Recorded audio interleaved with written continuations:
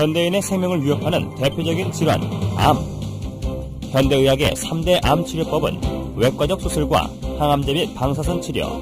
하지만 말기암인 경우 암 완치는 고작 20%. 첨단 현대의학도 암을 불치병으로 남겨놓은 상황인데 현대의학이 풀지 못하고 있는 불치병들, 그 해법을 면역력 강화에서 찾고자 하는 시도들이 새롭게 관심을 모으고 있다. 이런 가운데 산학연 협동의 면역 연구 개발은 경쟁력 있는 결실을 연이어 내놓고 있는데 과감한 투자와 지속적인 연구로 부작용 없는 면역 치료에 도전하는 우리 의료계의 변화.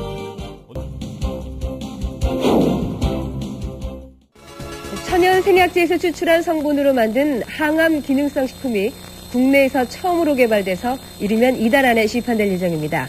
조용호 기자가 전합니다. 항암과 암치료 부작용이나 성인병을 예방하기 위해 개발된 기능성 식품입니다. 해모힘과 해바순으로 이름 지어진 이들 식품은 생체 손상을 막고 소혈과 면역 증진, 생체 조직의 재생을 촉진하는 기능을 발휘합니다.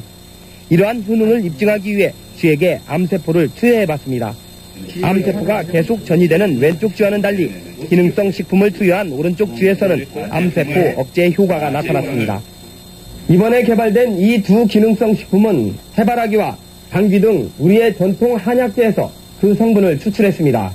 생명공학과 방사선 기술로 천연생약제를 조합해 새로운 복합 물질을 만드는 방식을 썼습니다. 각각의 성분들을 분리를 해서 그것의 각각의 효능을 검증한 다음에 효능을 극대화할 수 있게 다시 그 성분들을 재구성한 겁니다. 종전의 천연생리 활성물질은 항암 효능에 한계가 있고 독성까지 강했습니다. 하지만 이번에 개발된 항암 기능성 식품은 여러 성분을 조합해 효능을 높이고 독성은 없앴습니다. 이들 항암 기능성 식품은 원자력 병원 등에서의 임상시험과 병행해 이번 달 안에 시판될 예정입니다. KBS 뉴스 조용호입니다.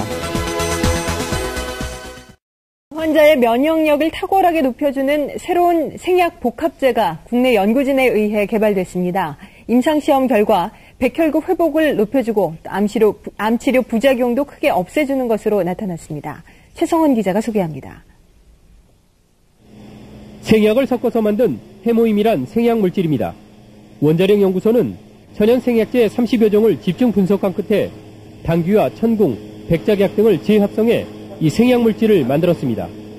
이들 생약제에는 면역을 활성화시키고 조혈장애를 없애는 황산화물이 있는데 연구팀은 이 성분들을 재구성하는 방법으로 면역 증강물질을 개발했습니다. 원자력병원에서 임상시험을 한 결과 새 생약물질은 암 환자들의 면역력을 크게 높이는 것으로 나타났습니다. 유방암과 자궁암 환자 각각 12명에게 새 생약물질을 복용시켰더니 모두 회복 속도가 60% 정도 빨라졌습니다. 특히 이 생약 복합제는 암치료에 따른 염증이나 구토 같은 부작용을 크게 줄일 수 있는 것으로 나타났습니다. 암 환자들은 치료를 받으면서 기력이 떨어져 문제가 됐지만 생약 복합제를 복용한 환자의 80%가량이 기력 회복에 큰 도움이 됐다고 답했습니다. 해모힘을 먹은 환자들은 전신 무력감이 많이 없어져서 더 약을 요구하는 환자들이 많았습니다. 연구팀은 이 물질에 대한 2, 3차 임상시험을 거쳐 신약 개발에 나설 계획입니다. KBS 뉴스 최성원입니다.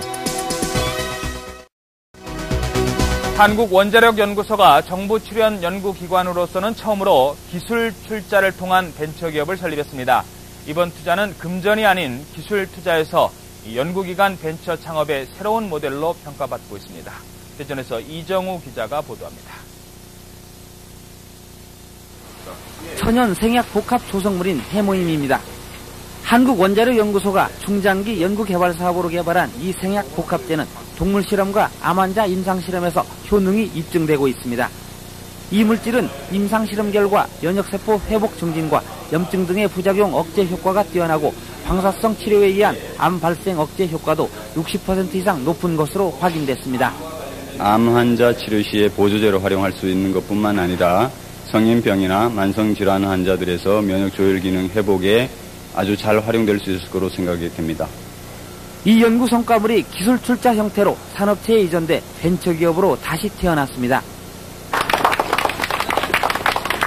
이번 기술 출자는 한국원자력연구소가 직접 벤처기업에 공동으로 참여하는 방식으로 그동안의 단순한 기술 이전과는 다릅니다.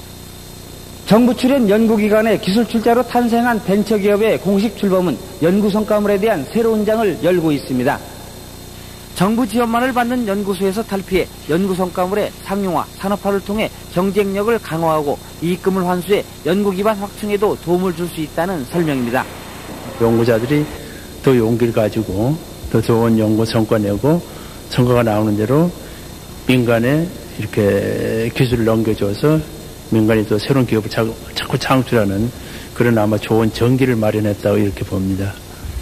기술투자 벤처기업은 금전 등 실물 자산이 아닌 특허와 실용신안 등 기술 투자로 이루어지기 때문에 연구기관 벤처 창업의 새로운 모델로 평가받고 있습니다. YTN 이정우입니다.